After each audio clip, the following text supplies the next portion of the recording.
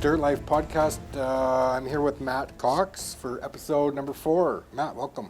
Nice. Thanks for having me, man. Looking forward to it. This podcast is sponsored by North Star Beer. I'm kidding. It's actually Leica Geosystems. But I've been drinking North Star beer on every episode. Perfect. Well, so for this one, I just kind of want to shoot the shit a little bit, talk a little bit about JT Equipment. You're one of the owners. Yep. What position do you have there? Like, kind of fill a few, do whatever's necessary from day to day, but my main role is running the sales department, parts department, and then I oversee kind of the billing and financial side of the fabrication. My business partner looks after the operational side of it, Josh. So sales, I seen that you had got Wacker Newson now? Yeah, we picked up Wacker Newson probably 2 months ago, but really only been rolling with it for about a month since getting the gear. And how's that going? Good. Yeah, we just went out to Toronto. They had their first annual meeting out there in 5 years, and it was just the Canadian dealers. So got to meet a bunch of the other dealers and talk to them about how things are going, and it was fortunate we sold the skid steer in our first month, so we're pretty happy with that. Nice. I seen a post or something that you guys did, and a guy was asking about the machines or whatever. Like, he seemed interested, so like.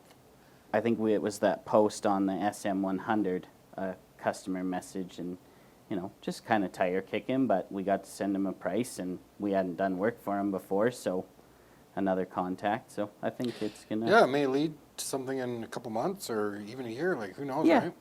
You never know. It's going to take time. I mean, we're pretty used to taking on new brands and running through the timeline it takes to, get people familiar that this is what you're doing now, and then actually getting them to buy something. So it takes, I think, 6 months. We got some new salespeople as well that came on, so it's going to take them time to get traction. And I don't know much about sales. Obviously, I was an operator and shit, but like sales within construction, like, what's the challenge with it? I would say probably it's one of the last sales positions where the relationship is key. So building the relationship would be the hardest part. Mm-hmm. I think people buy stuff from people that they like and people they know are going to look after them. And it's totally different than buying a car. Like, if you don't like the one BMW dealer, there's 10 others. Mm-hmm. Well, if you don't like the John Deere dealer here or the Cat dealer here, you don't have an option. Yeah. So building that relationship and looking after the client is the most important part, and that takes time. Like, I think I always used to tell guys, I think by the time you really get your first kick of the can, it'll be about 12 touches to the customer. So if you're only calling on them once a month, that's a lot of work. That means you're going to take a year.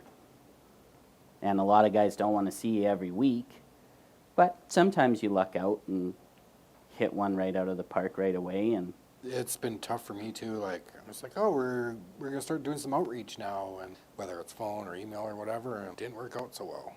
No, it's definitely tough. I mean, I sent it out to everybody. I follow this thing on LinkedIn. I can't remember what it's called now. It's like something to do with sales, and they kind of did a big write-up on cold calling, and I've always been like a huge supporter of that, even like from when I first started selling parts and service on the road for Brant, to when I went to Strongco, to when I partnered with Josh and we did JT. You have to cold call, and I think it has to be in person. Like, a phone call is easily ignored, an email is easily deleted, but if you keep coming there, at some point the guy's going to go, fuck, we should probably talk to this guy. He's pretty relentless. Yeah, that's why I have my guys right now at the expo. Like, yeah, get out there. Go talk to people. Talk to people. Networking is a huge part of any type of sales. I mean, certain sales. I mean, I don't think you need to network as much in certain areas, but in the construction industry, I think it's good to go to golf tournaments, like the Alberta Road Builders Convention. You're there every year, right? Yeah, stuff like that, and you always take away some good with it, and yeah, I think you got to do that stuff in this industry. So you're selling whacker, you're selling a bunch of attachments? Yeah, attachments is kind of how we got our start. You know, we kind of had to go through our trials and tribulations of finding the right fit, and we've done that now. So having Kinsoffer and Oil Quick and Encon is kind of what we're sticking with. Now that we've got on the equipment side, it's a lot easier to have access to normal attachments like buckets and couplers and stuff, because most of the places they won't sell to an end user, and a lot of them don't want to sell unless you sell the product. Right. So yeah, we're opening up some doors with some different vendors now for that. And you also make custom buckets and stuff. I'm loving that stuff. Yeah, definitely some cool stuff coming down with that. We've just taken over the building next door to us, and we're moving fabrication out When's of that happening? our building. It's kind of a little touch and go. We're working with the current tenant. Obviously, you know, they could have kicked up a big stink and not let us come over, so they've been really good to deal with. So we're going to get half of it sometime next month, and then they have essentially till next September to get out fully. Yeah. But it works well for us because we don't need, like, the office space is the same as what we're in now, and there's only going to be 2 or 3 office staff head over there, so it'll be good. Yeah, you So- need shop space. Oh, and the like yard. Parking in the yard, like Well, we'll double machine parking and stuff. We'll double parking now. We'll have a drive-through yard, so the truck drivers won't have to have the headache of either backing in or backing out. They'll be able to drive in and drive right around the other building. We'll obviously have way more space for equipment, because if anyone's been to our shop, they know you got to keep your head on the swivel because you're driving down a little goat path to get to the back. But I mean, make do, right? Like I've had to do that my entire life until I can. well, if you look back to where we came from to where we are now, from, you know, Josh was in a C-can, and we had a small shop in Brooks, and then Josh was in a one-bay shop with no offices, and then when I partnered, we were like, hey, we need some offices now. Then we had one bay with offices, and we took a pretty big leap taking that big building, and, you know, you're always, oh man, how are we going to get this filled up? And then 5 months later, you're like, okay, we're out of room already. Smaller scale, but like I used to edit my bedroom. Now I got 10 offices here. Like, dude, I had to risk a bunch of shit to get this building too. Like, Yeah. I saw a cool thing. I think it was Keaton Turner said, scared money never made money. And I like that saying, because if you're afraid of it at all, of taking the risk, it's going to be really hard to succeed. More risk, more reward, they say. yeah, just do it scared. Like, Yeah. absolutely. I mean, being uncomfortable, I think, is a good thing. Yeah, Makes no. you push harder. Yeah, that's where most people they either thrive or they sink, right? So Yeah. Well, it's what you got to do. And even if you sink, maybe you sunk that time, and if you take it as learning and you don't get down on yourself and you do it again, then don't make the same mistakes. yeah. Love it. Is there any trends and stuff that you're seeing within construction that maybe I'm not seeing, or? Well, I think you're much like me. Like, we're pretty invested in this type of business. I mean, when we go to Con Expo, unless they do a super secret reveal, I pretty much know every new product that's going to be there because I subscribe to all the stuff. But I still think one of the main things is the, you know, fully automatic couplers, tilt rotators. Like, those are still very quiet here. You know, really using the proper attachment for the proper job. I think that's where things are going. Obviously, machine control is huge, catching on like crazy. Like right now, I think if you have a rental company and you have a dozer, a grader, and it doesn't have GPS, it's probably sitting in the yard. So I think that's a big up-and-comer in the market. Obviously, different types of fuel, like when we were at Wacker, they're releasing, like, they have a full line of electric jumping jacks, electric plate tampers, 1.7 ton electric excavator. So I think that's the next push. I'm not 100% sure on the machine side how that's going to go. The jumping jack and plate tamper side, That's a cool idea. I think that's going to be huge. Absolutely, yeah. Because you take jumping jack now, and if you don't set it down perfectly, you flood it, then you can't start it. You know, there's so many moving parts where now you just have an electric motor and a battery. And Does it weigh less than like engine and stuff, or? I want to say it's pretty similar. Yeah. I think they might have saved a little bit of weight on the jumping jack, if I remember correctly, but I think it's like comparable, because you still want to have some weight to it, because that helps with the compaction as well. But the sound, that right there, Way to quieter, me, yeah. sold it. Way quieter, nicer to run. You know, you can throw it in however you want. It doesn't matter. And then the nice part, I mean, Whacker made it so the batteries are universal. So if you have a battery for a jumping jack, it works in the plate tamper. It's not like you have to run. You know, it'll be like Milwaukee or Yeah. Makita. If you have the batteries, you run them in anything. Yeah, that's a good idea. I like that. It's always a pain when you have like you need a different cord for something else or a different size battery. Like cameras, we have all these cameras and like they all don't take the same battery. Well, it's the same thing as Grandad's. phones. Like I think Apple's on it now, but like Yeah. I can't charge my Samsung with an Apple charger yet. Like, but then they made the iPads use the Yeah. new USB. But like, just standardize that. Makes it way easier on everybody's life. So what else is going on? Oh, well, it's busy. I don't think. Define busy. And why are you busy? I mean, I think it's a bit of the market. There's been last few years, lots of pipeline jobs in Western Canada. So that picked up on the rental side, picked up on the sales side. Government's spending money, like with Stony Trail, the Deerfoot expansion.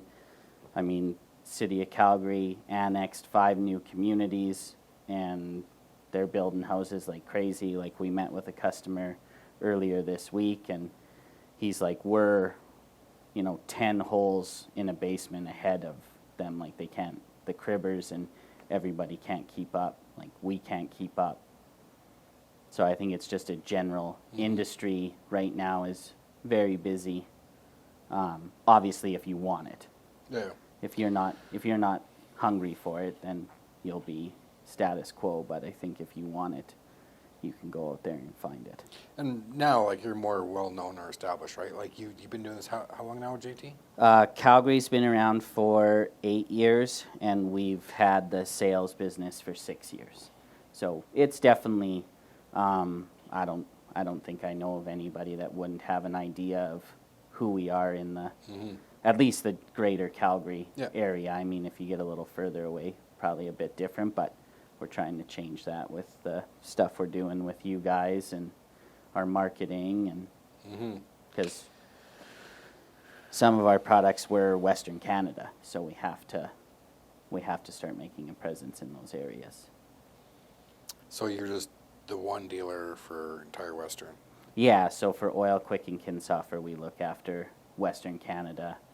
Whacker and Link Belt are a lot more focused, which I think you need to be, but yeah, so there's some plans for in the future to have multiple locations in different areas, and we're really nailing down our process so that we can easily move the model we've made here and transplant it somewhere else with minimal issues for the customers. Will it work, though, when there's not 2 owners at that location, or even 1 owner at that location, just to keep... Yeah, I think what I it mean? will. I mean, that's all on who you hire, and I think the incentives you put in for them. I mean, obviously, if you're going to turn over a branch to somebody, I obviously think anytime you do that, there's going to be some oversight for the beginning with either myself or Josh would be there, or one of our longer-term employees from Calgary, just for help. I think everywhere does that. I mean, even when I was at Brant and they bought LMS and started the TopCon side, they sent me up there and then someone from service, and everybody kind of helped train them because you switch computer systems. And I think that makes, if you can purchase someone to start somewhere else, that gives you a bit of a leg up. You get staff, clientele. and all that. So that'd be something we'd look at doing as well. Do you have an idea of where, like Edmonton or like Yeah, I mean, BC, like within Alberta?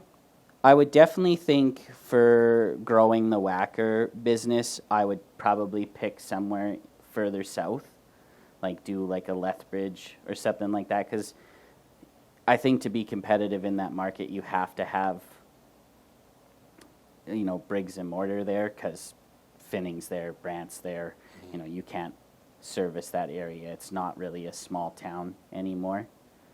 It's growing quite a bit, and then I think that would give you opportunity to then grow into the southern part of BC, Cranbrook, something, you know, we've talked a lot about, you know, is it Saskatchewan, is it Edmonton? Like Edmonton, I think you pretty much have to take our current business and start it there to be competitive. Like there's way more, Yeah. you know, there's big places up there. I was there a week or so ago, and like everywhere you look, there's like equipment in every yard, and like trucks hauling equipment everywhere. It's just like equipment, construction, like nonstop everywhere.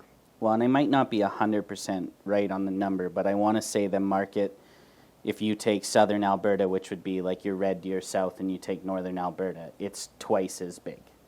So if we sell 500 excavators down here, they would sell 1,000 In Edmonton? in northern. Or- So yeah, Grand yeah. Prairie, Fort McMurray, Edmonton together. They do way more work up there, right? Yeah, and it's all, I would say, quite a bit bigger stuff. Like, you know, we're excited to see one of our customers get like a 1,200 or a 2,000, and that's like a normal everyday machine in Fort McMurray. Mm-hmm.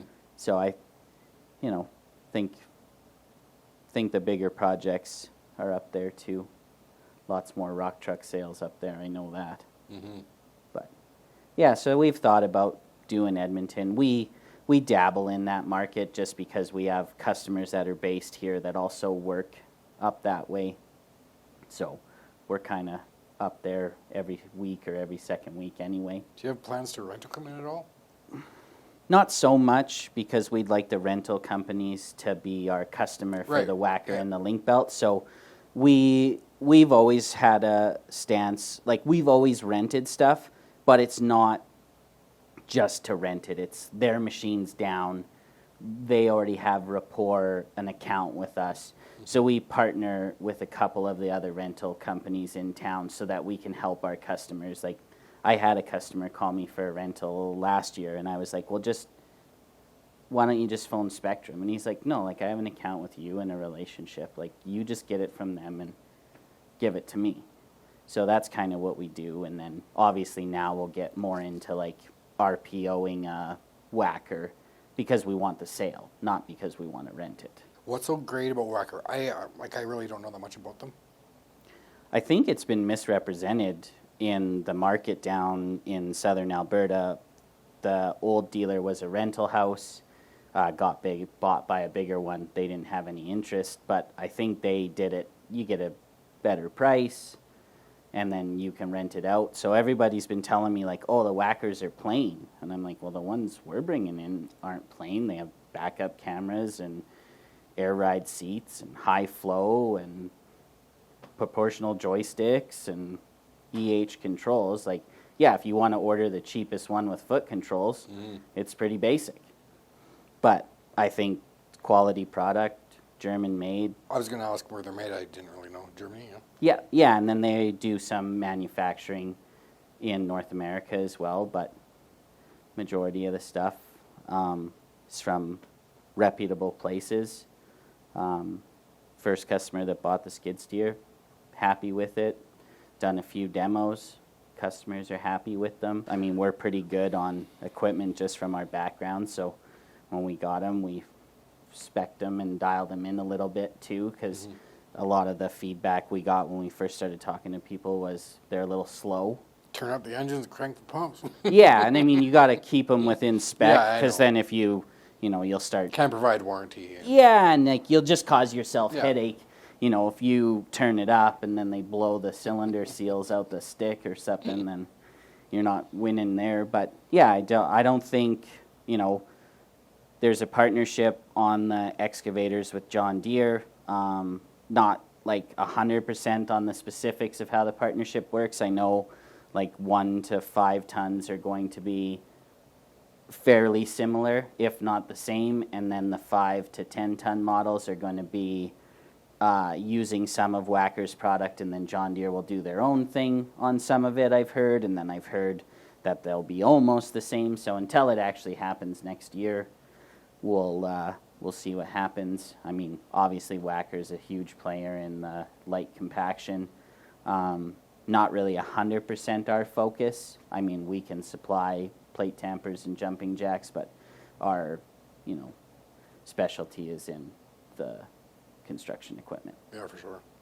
But yeah, no, I mean, I think back in the early 2000s, Wacker made some of Cat's compact excavators, I've heard. So yeah, I think Crazy. it's just doesn't have the exposure. There's a company in BC that's doing really well with the Wacker line. Polar up in Edmonton, they finally hit their stride, it looks like. So I think we're on the right track. Do you have plans to have any more? Like you're doing something with Link Belt, kind of? Yeah, the Link Belt is a partnership with ESS in Edmonton, who we've been working with on the service side for a while, just helping them out. If they can't get to a machine, we'd go and do the work for them. But now we're facilitating the sale, looking after all of the service, and they're supporting us in that partnership. We've been approached quite a few times by some of the off brands, and it wasn't something that we really wanted to put all our eggs in that basket. I think we made the right call. I mean, would I like to have a full line? Because obviously we're still missing wheel loaders, rock trucks, graders, backhoes. That's a big market to be in, but we've always had the option to do used equipment. Like we do tons of consignment sales, and that's kind of what we built the equipment sales side off of doing. So you're selling like Encon tilt rotators and stuff like that. Like, are those beginning to catch on in Calgary, or? The way that you think about something like that needs to change. They're not cheap. Mm-hmm. So when you start looking at it like this is now another piece of equipment, the biggest thing I think we need to work on is how do we build this into the customer being able to charge it out as like a rate line item, because it's considerably more efficient. So a customer that has a tilt rotator should be able to do the job faster, but right now he can't charge for it. So other than it being faster, that's the only. Yeah, so like if you have a dozer with machine control that costs extra 120 grand for the system. You get to bill for having machine control. Right.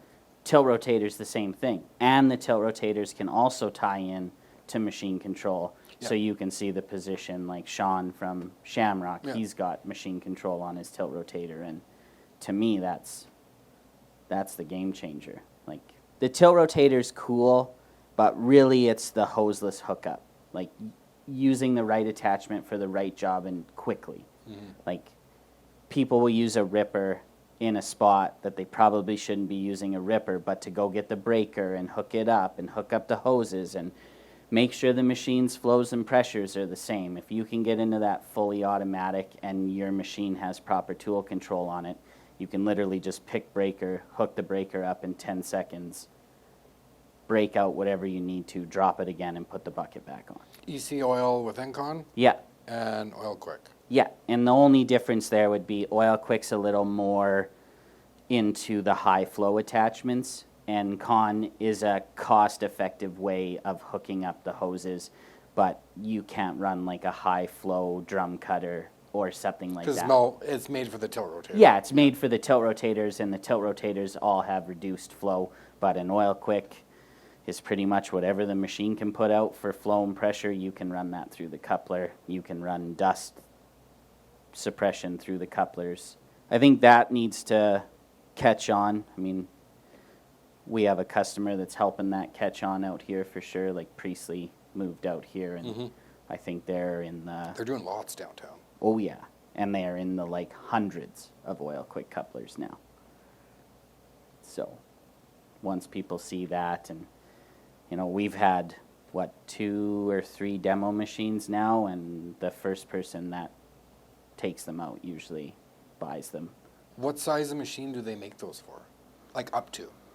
I've seen small ones, but I've Yeah, seen some you big can ones put too, OQ 120 is up to a 1200. So Oil Quick Damn. and Encon is basically paired to machine size. It's very similar to reading an excavator number.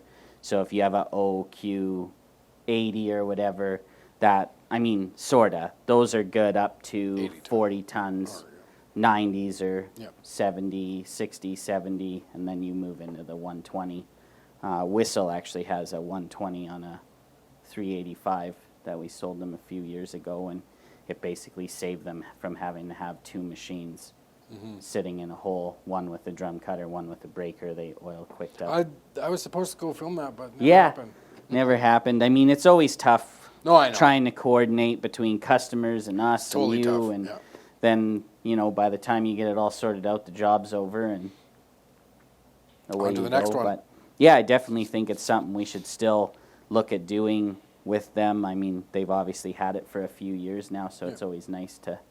Everything's cool when You it's. need a testimonial for that. Yeah, everything's cool when it's brand new. Yeah. It's after But a after a few couple years, years, yeah. that's when you start to see what it's actually all about. When it has to be right, you can trust Leica Technology to help you get the job done and grow your business with their cutting edge technology. Training employees is challenging and expensive, but Leica's simple to learn, simple to use products allow you to get your workforce up to speed much faster. Trust me when I say Leica Machine Control will help you move more dirt more efficiently. For more information on Leica Geosystem Solutions, please visit leica-geosystems.com.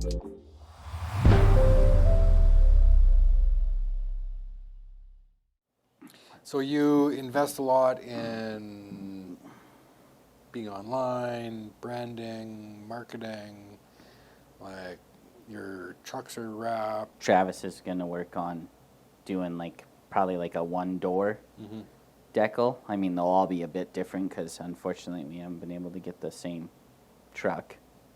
But yeah, I think it'd be cool to get something that stands out a little more than just I think the new logo is going to help that. I was going to ask, Paul's been just having a hell of a time with those guys from Market Book, so you can see my pain. Yeah, they're holding you hostage. Oh, they're fucking terrible. But yeah, I mean, right now I think we're investing in everything. Yeah, which is good, right? Like another truck, the cutting table. Yeah. Like we bought a plasma with a milling head on it, so we'll be able to internalize a crazy amount of stuff now. I need a big sign made.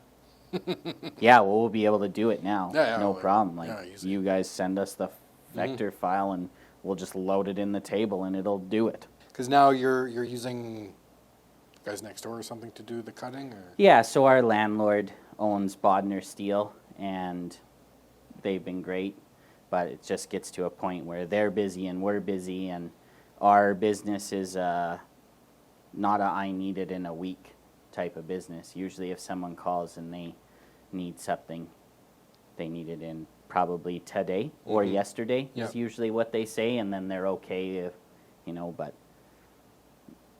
that's why we got into it, because in the winter, you get a call for a guy in December and he needs a ripper. Well, good luck. So now, even then, we could build a ripper in a week. So now we'll probably be 3 days. because now you just do it all in house. Yeah, do Love it it. in-house, and we'll be, more affordable. I mean, sometimes doing stuff quickly, you have to pay a little bit to do that, because you have to run it as a one-off or buy a sheet of steel to do it, and you're only going to build one thing out of it. So, yeah, a little bit different, but I seen the shop there. You have a bunch of different little divisions now. So you have an engine rebuilding one, and Yep. there's a section for doing hydraulics. yeah, so we have component bay. We've had a cylinder bench the whole time. Obviously, if we weren't as busy in fab, we've drawn a bigger one, so we can do 395 bucket cylinder. Like, it's big. Bigger than like 390? Yeah, Like a lot bigger? It's just the bucket cylinders, how like wide they are. Gotcha. They just don't fit in the tube. Like, you can do, like right now, I think we can do a 470 arm and boom cylinder, but then the bucket cylinder is too big. But the guys still make it work. We're getting, one of the techs in the shop is specializing in all the whacker and link belt, doing the PDIs and like getting the on and off rents done quickly, or like even the demos, because you don't want a machine to sit after it came back from a demo for 2 weeks. Like, you want to be able to turn that around and get it out to another customer or have it sellable, because if a guy walks in and wants to buy it, you don't want to be, oh sorry, it's not ready to go yet. You are providing demos to... Yeah, we're doing demos. Whacker's pretty flexible on, you know, doing some different stuff, whether it's an RPO or a rental. You know, we have a few different options there, and then also we in-house have options to do that. RPO, rent to own type thing? Yeah, so essentially, if, you know, a lot of finance companies now want 10% down. So if you're buying a $100,000 machine, they want 10K up front. Well, if you rented that machine for 3 or 4 months, they would look at that rent that you paid into it as the down payment. Yeah. But you didn't have to fork out the 10K right up front. You could Gotcha. pay that over 3 or 4 months, and then you're good. You know, cash flow's the game in business, so if you can conserve your cash flow and do it that way, helps out. Do you have a favorite brand of machinery?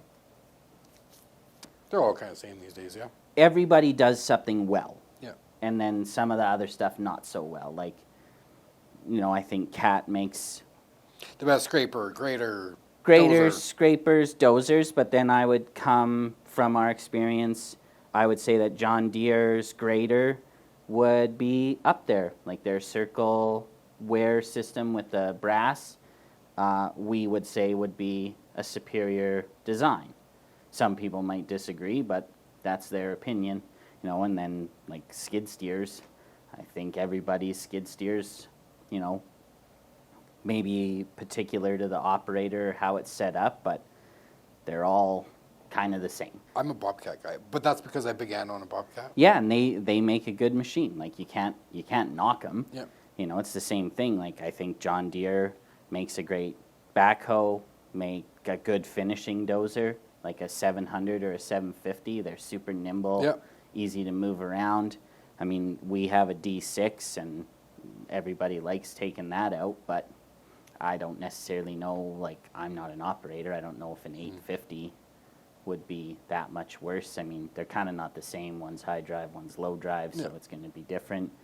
You know, Volvo rock trucks, I think worldwide they're like 50% market share. They are the best. Yeah, they're, Hands down.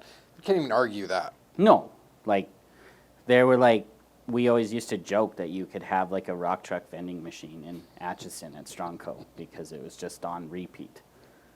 Like, customers just walk in and buy them. You see deers and cats out on the highway jobs and everything, you drive by a lot, but I learned when I worked at Strongco, there's lots of areas where equipment's hidden. Like, I was like, well, you never see any Volvo wheel loaders, and then you run over to a scrapyard that's doing material handling and the whole fleet, or you go out to a wood processing plant and there's 25 Volvo wheel loaders, but they never leave there, so you don't see them. They're not being used on the dirt construction side of things. Yeah, but you're starting to see a little bit Yeah. more everybody's brands. Like you know, you see Sannies on the jobs now, you see XCMGs on the jobs now, you see Volvos, Cats, Deers, and now that everybody's inventory's catching up, you'll really get to tell if people bought a brand that they weren't familiar with because they wanted to or because they had to.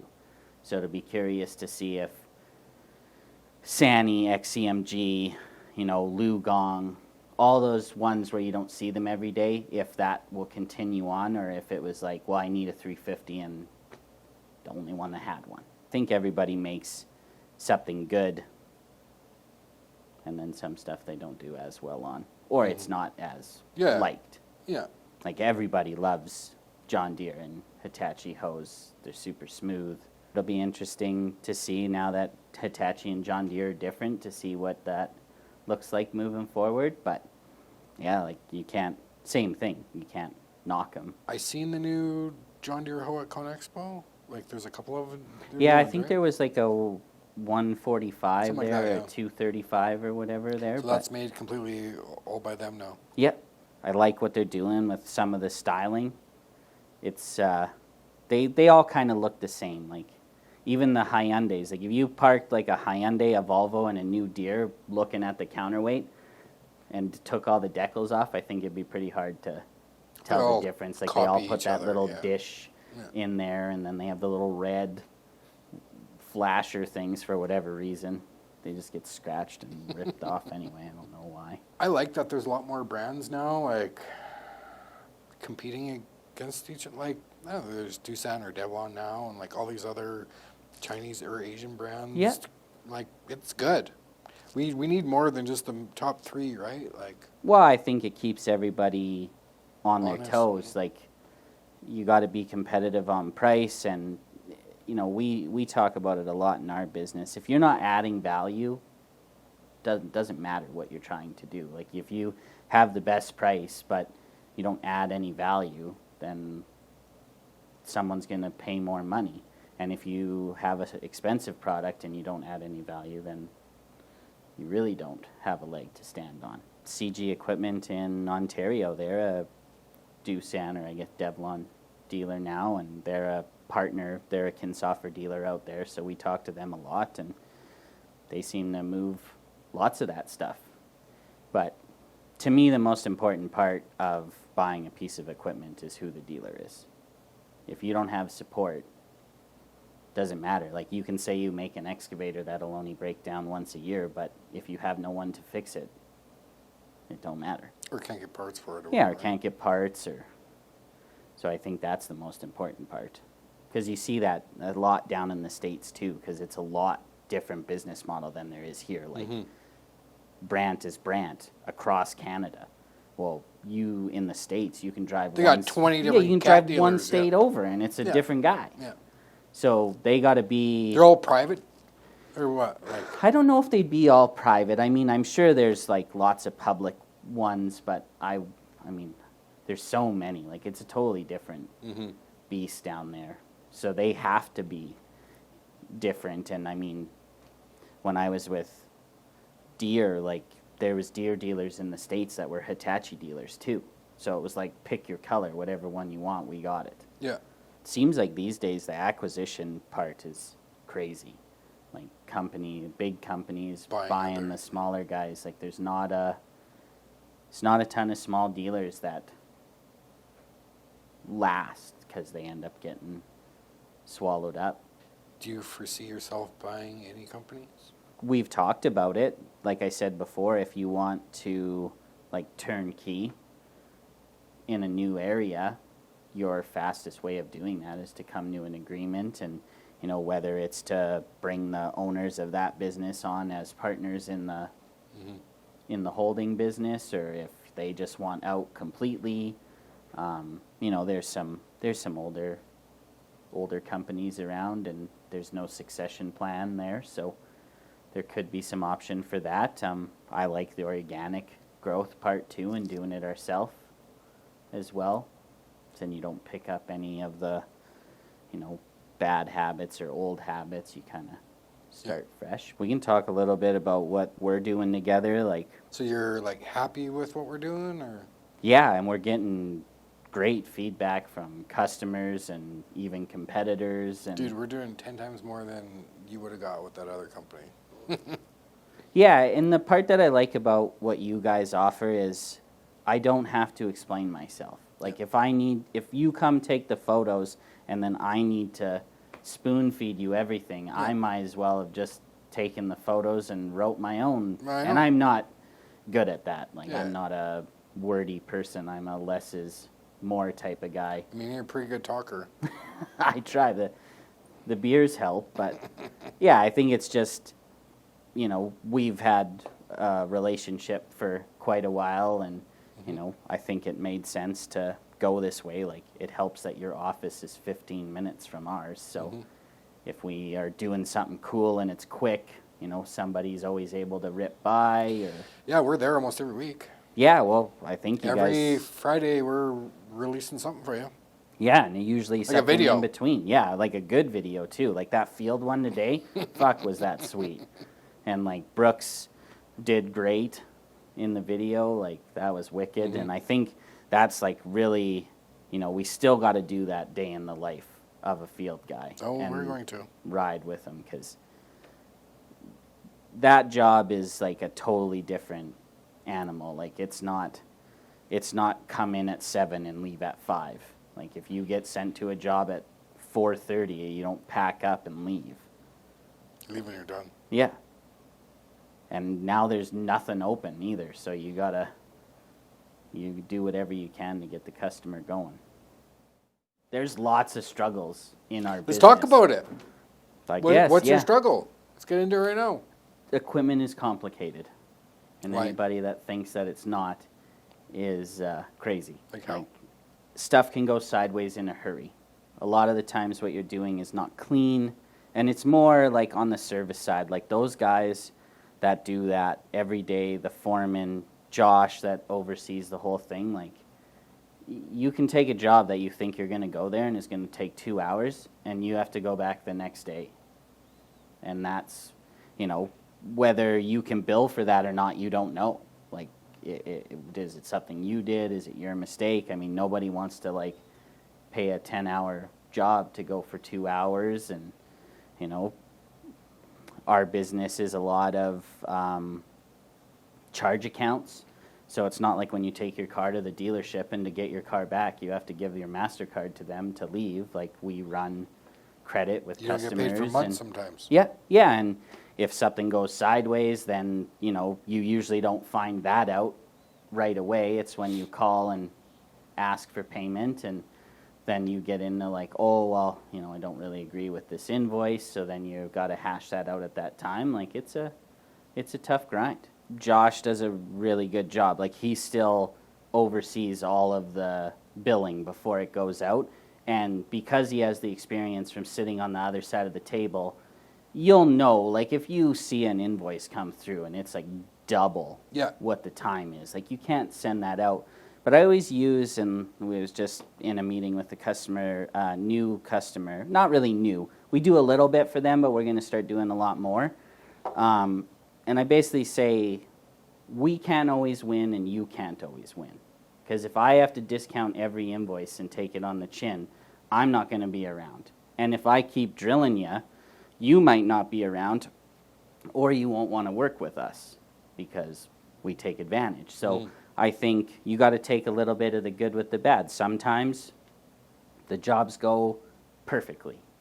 Done, met the quote, beat the quote, whatever it was, and then sometimes you think you're getting into something and you take it apart and it is a mess. But you said it was going to cost X amount of money, now you're on the phone, have to try to sort that out. What's another challenge? Good people.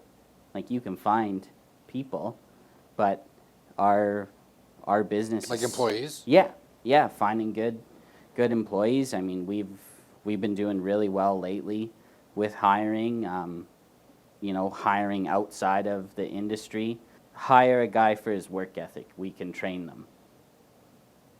Because it's not an easy job. Like, even on the sales and parts side, like, we're all makes, all models service business. So it's not order 500 parts from CAT and have them show up the next day. Like, the parts team is sourcing nonstop because we want to add value. So the easy button is to phone the dealer and order the parts. Well, we barely make any money doing that. And the customer's still paying what he would anyway. So our whole goal is to source a competitive product that has comparable warranty from a good vendor, and then we can make a little more money and we save you money because it's not as much. But like that's difficult to do every job. And I think there is 200 open work orders. So Yeah, it's not a easy thing, and in the sales world, we're the underdog. Like you're fighting for. I love the underdog. Oh, it's no better way. It makes you fight harder. Yeah. And you learn a lot more. When I started at Brandt, I got handed a phone from the last guy, and that phone started ringing. And I had a customer base of pre-existing customers. You didn't have to go struggle. No, I went and drove around, and I mean, it took me a while to build like I said earlier, build the relationship with the customer so that they're comfortable with me. Like, yeah, they like Brandt and they're comfortable with them. And then when I went over to Strongco, we were the underdog there, and I was like, man, am I even any good at this? I don't know.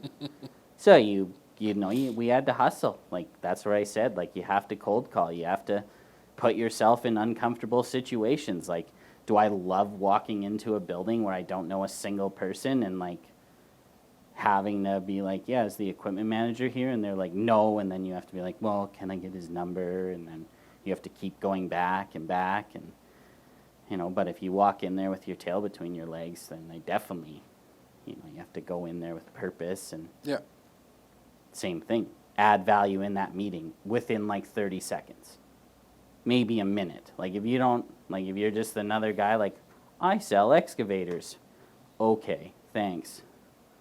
You and 10 other places. You're not going to win much, but yeah, it's a tough go. So trying to find those people that are able to do that on the sales side, like it's very difficult. Cold calling is very hard. Well, you said it yourself. I don't do that. No. I have people doing that for me.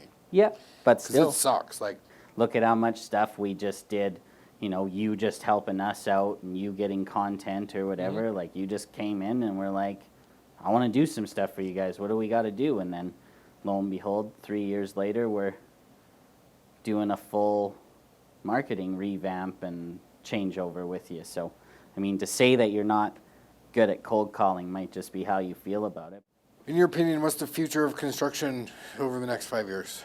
Autonomous machines, I would think, especially for applications where there is a lot of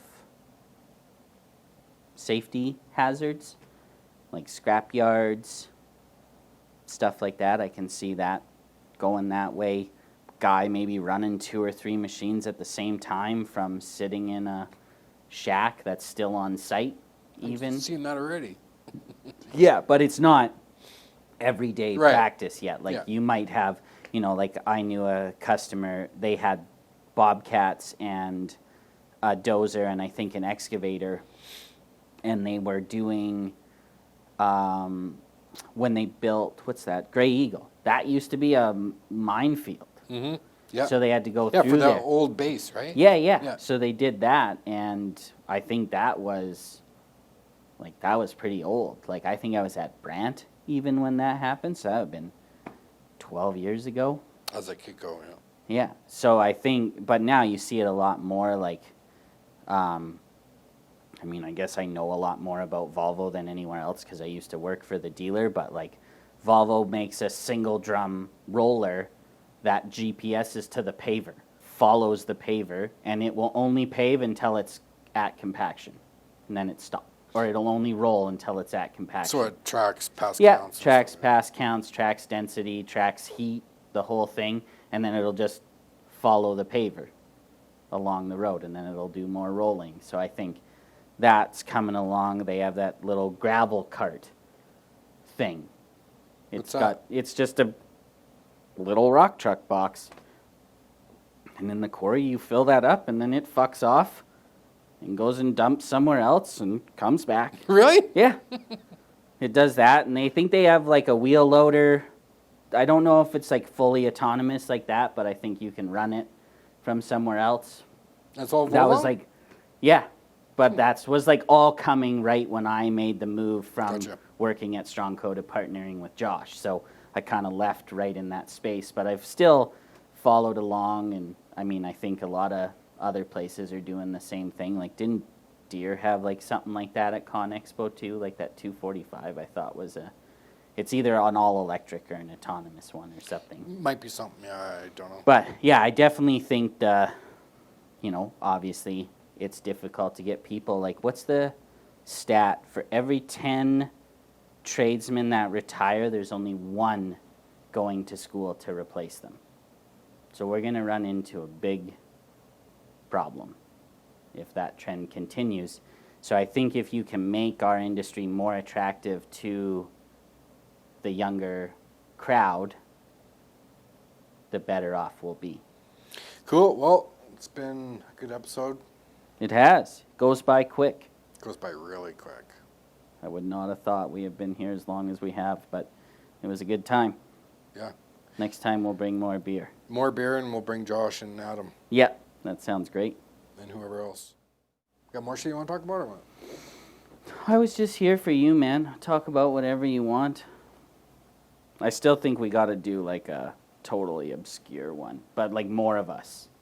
We need a whole table. Yeah, like we got to do like competitive people, customers, maybe competitive customers, all sitting together. Like if you could get like Jacob and then like say Trevor from Otis, or you know, you want him to have some kind of a relationship. Like you could probably get like Trevor from Otis to do one with a guy from Kidco or Borger, or like Daryl Conroy or whatever.